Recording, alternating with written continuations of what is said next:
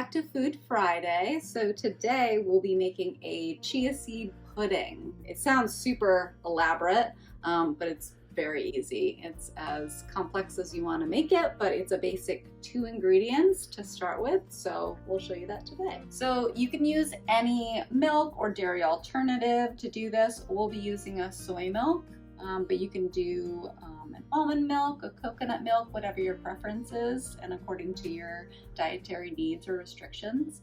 So the chia seeds are full of amazing fibers, so I would just put this in the fridge overnight, or at least give it a couple hours for the seeds to soak up all of the liquid. So we have our milk in here.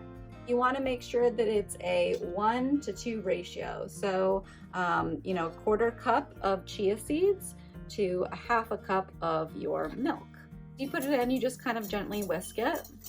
You can add in any flavorings you like. We're going to use some cocoa powder, but you can also add in either in making it or when it's done. You can top it off with berries or other sliced fruit. So you can add in as much or as little as you like. I like to start with at least a good couple spoonfuls. And then this will need some time to soak up as well. As the chia seeds soak up the liquid, you can blend this all better together.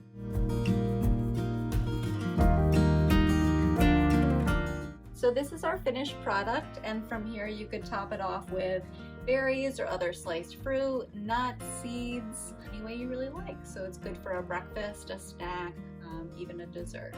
Enjoy!